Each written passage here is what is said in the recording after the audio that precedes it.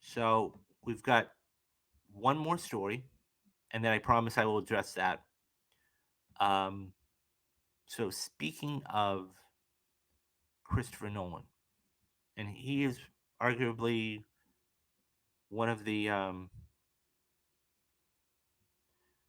one of the best directors right now of essentially this time. Um, so let me just get the things on here, and then we can begin.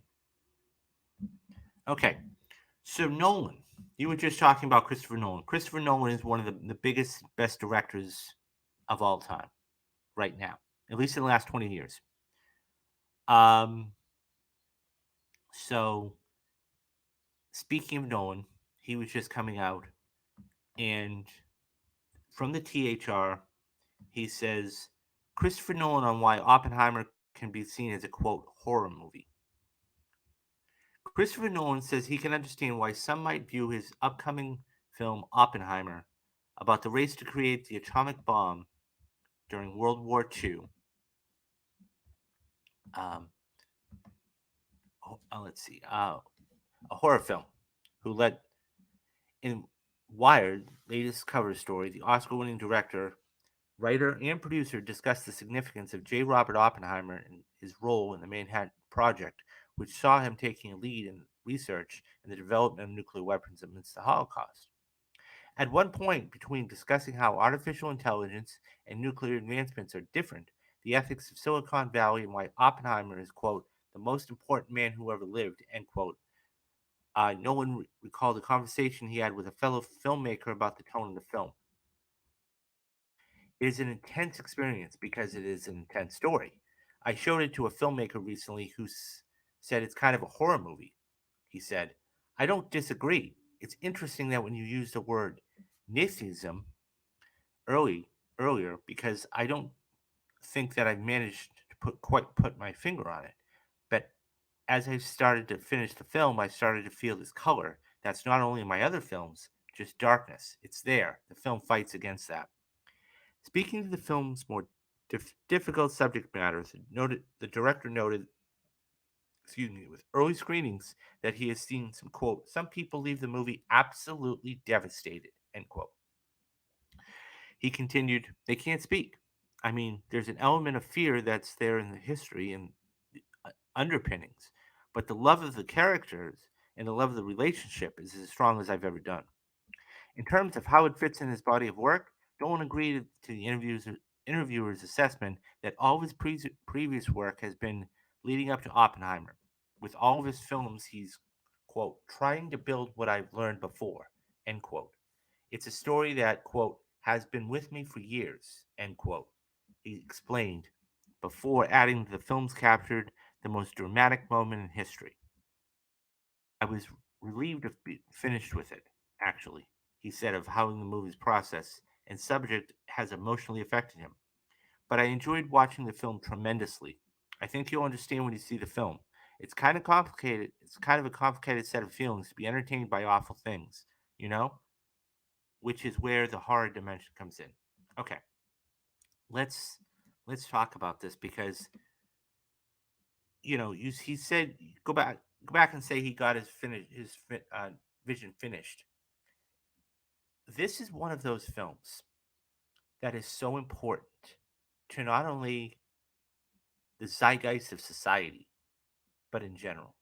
There have been very few filmmakers over the past, I would say, 40 years to really put their stamp, distinctive stamp, on the industry. There's only been a couple, okay? George Lucas being one back in 1977 with Star Wars, and then 20 years later with James Cameron with Titanic, okay? Now, we've all seen what Cameron's done since then, okay? I'm not disputing that. This has the ability, I would be shocked, and surprised, and floored if we're not talking about this not winning Best Visual Effects next year.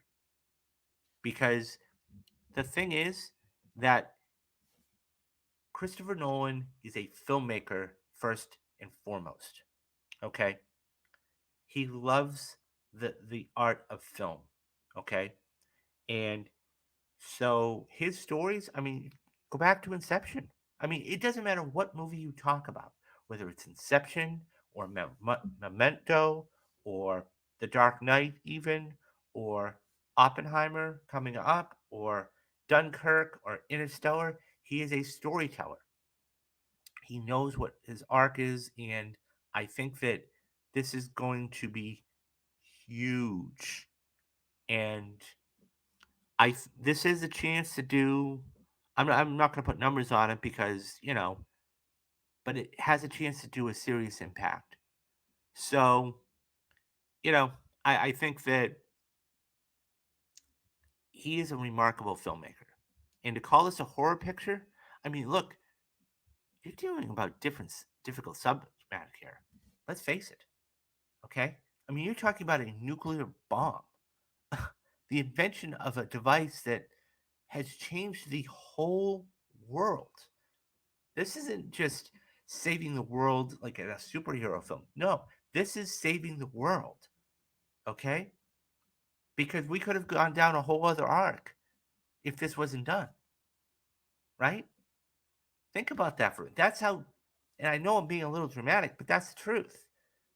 Okay? This is going to be a and if no CGI was used, I did a story about this, I don't know, a couple months ago. The film itself, okay, was all shot in IMAX. Okay? And that's why Tom Cruise is pissed. Okay? Let's talk about the elephant in the room. Okay?